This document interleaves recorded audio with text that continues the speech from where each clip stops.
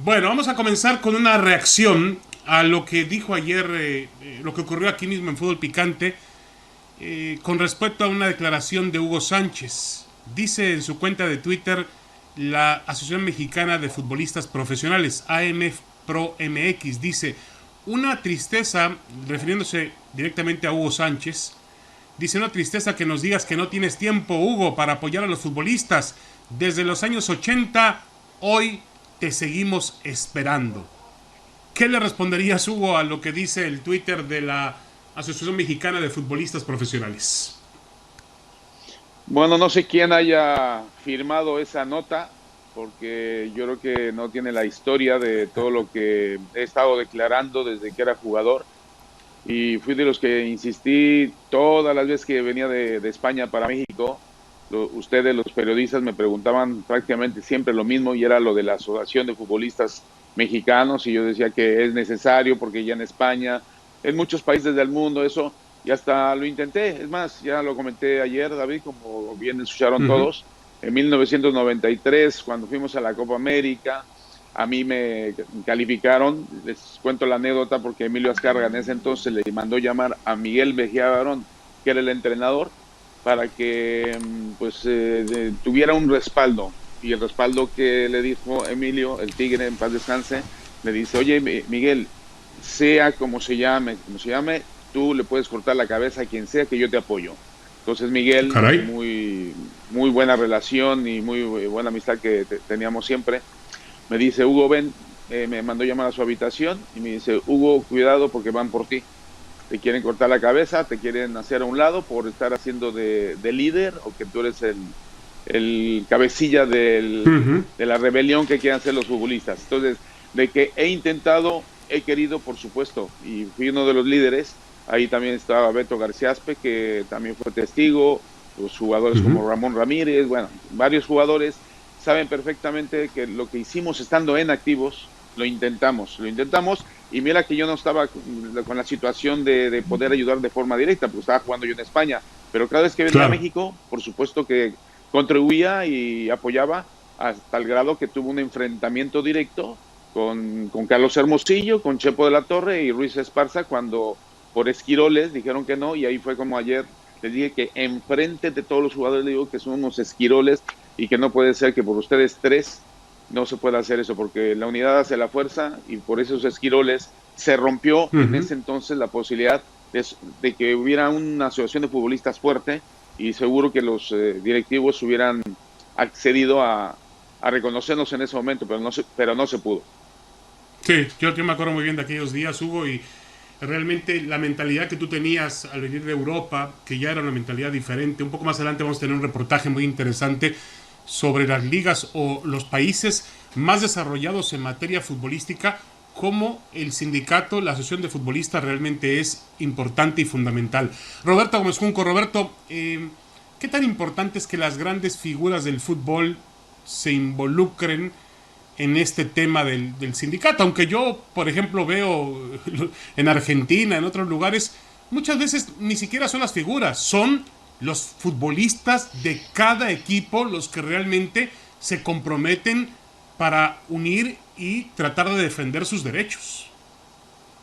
Sí, porque son asociaciones, son verdaderos gremios que tienen mucho tiempo funcionando muy bien como tales. Ya no necesitan que salga la figura del momento a apoyarlos o no. Ya tienen el caminito bien hecho y han sabido hacer, defender sus derechos cuando se les ha ofrecido. Por supuesto que en México hace falta eso, hace falta que figuras en plenitud futbolística apoyen movimientos como ese, que no lo hagan ya cuando están en decadencia, porque además los jóvenes que empiezan simplemente no pueden hacerlo. Yo entiendo que el caso de Hugo, cuando estaba en su muy ocupado metiendo goles en España, no estaba tan cerca del asunto en México. Creo que ahora Hugo en sus actuales condiciones sí podría ser, por lo que representa, un magnífico estandarte, un inmejorable ariete para entrarle a movimientos como este, si el tiempo se lo permitiera, pero en su momento entiendo que estaba ocupado en meter goles, ¿no? Y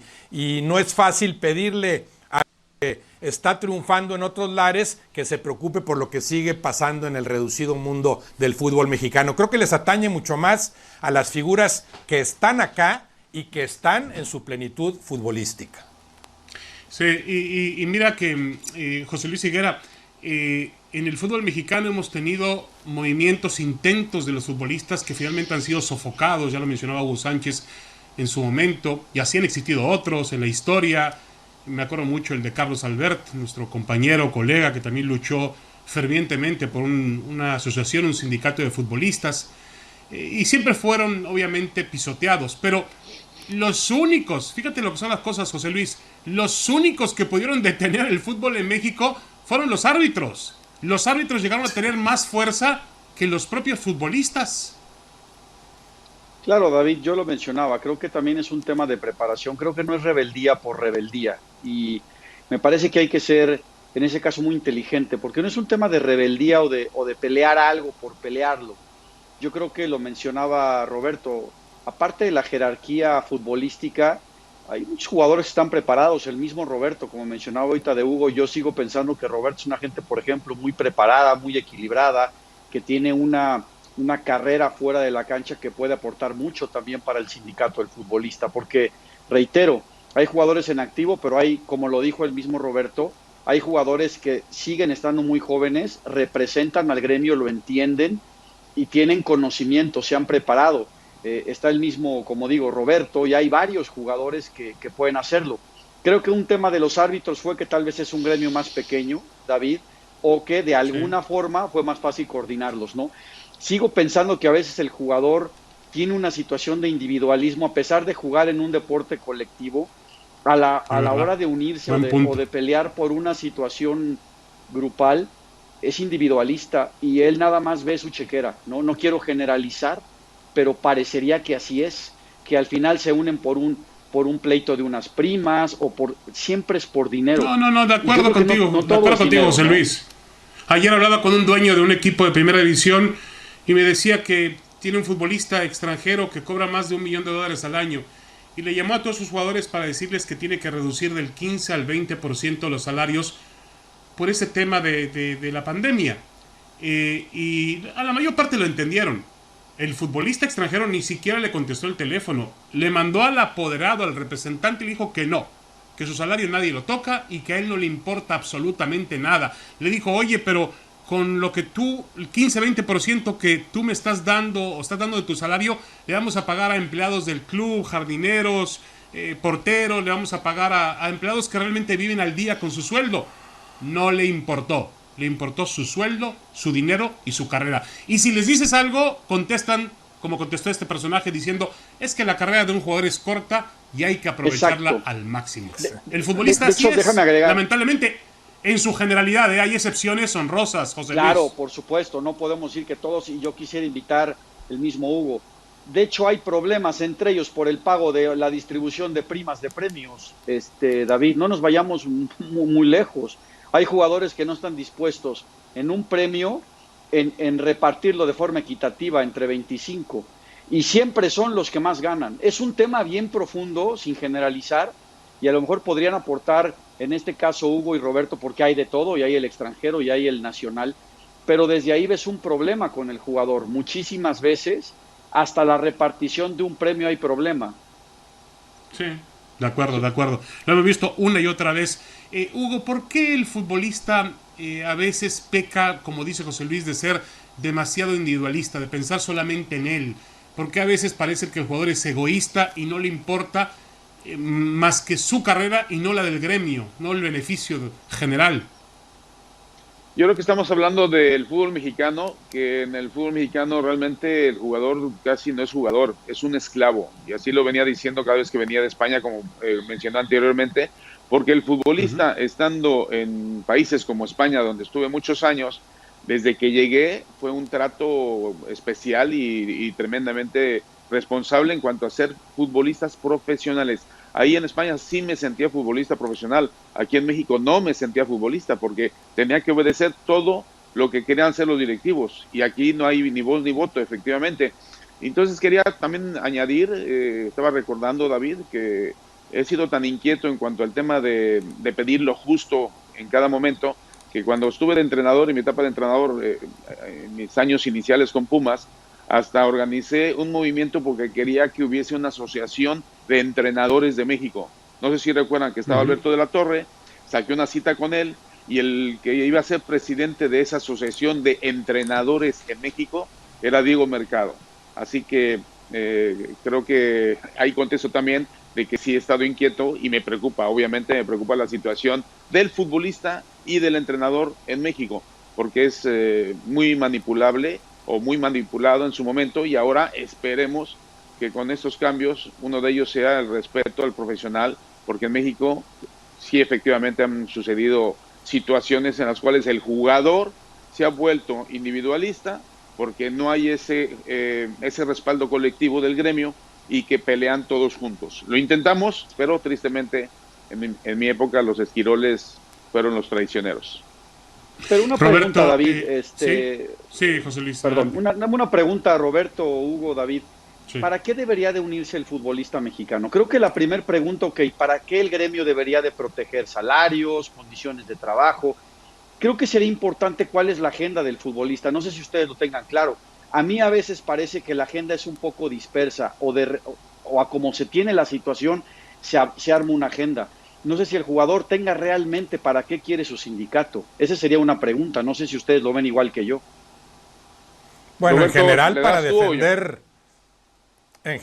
defender los intereses del futbolista mexicano, ¿no? El caso reciente del Veracruz, por ejemplo, hubiera quedado perfecto una asociación que verdaderamente funcionara como tal, que tuviera el peso suficiente, necesario, para haber evitado eso que sucedió, jugadores que durante tanto tiempo simple y sencillamente no tenían cómo cobrar. Ahora, yo creo que a pesar de los pesares, el futbolista mexicano de la actualidad tiene mayores mecanismos de defensa que el de los 70 y los 80. El fútbol Sí, claro. a nivel mundial inevitablemente ha mejorado, ha evolucionado, y en eso se ha llevado al fútbol mexicano también. No son tan fácilmente pisoteados los intereses del futbolista mexicano actualmente que como lo eran antes. Se acordarán, por ejemplo, de aquel cambio de FIFA, no sé si hace 15 años. Es una decisión que viene desde FIFA, acabar con las famosas cartas de transferencia. En la etapa de Hugo como futbolista en los 70, en los 80, todavía en los 90, el jugador para empezar a jugar firmaba una carta de transferencia y en ese momento automáticamente cedía sus derechos al club en turno.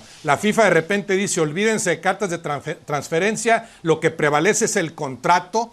Tienes contrato vigente, estás obligado a responderle al club. Acaba tu contrato y puedes tomar el camino que tú quieras. En el fútbol mexicano después se protegieron durante un lapso prolongado con aquel pacto de cuatreros realmente, ¿no? Que comerciaban con el futbolista como una si conspiración, fuera ganado. Pero después ya desapareciendo ese famoso pacto, sí creo que ahora el jugador mexicano sí cuenta con mayores posibilidades de defensa. Le falta mucho por avanzar, pero no está tan sometido como lo estaba hace 10, 20 o 30 años.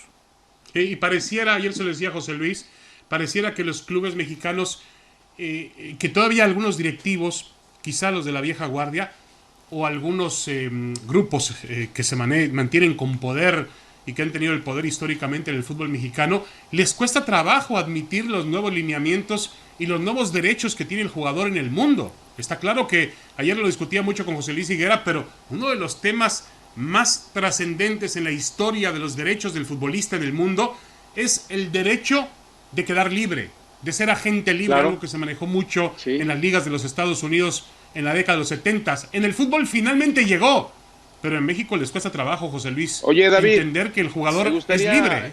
comentar algo. Sí, sí, Fíjate Hugo. que digo que te puedo dar sugerencias porque justo en uno de los tantos viajes que hago a España, en este caso a Madrid, cuando Sí. Luis Rubiales, antes de ser presidente de la federación, era el presidente de la Asociación de Futbolistas Españoles y de ahí dio el paso a ser presidente de la federación.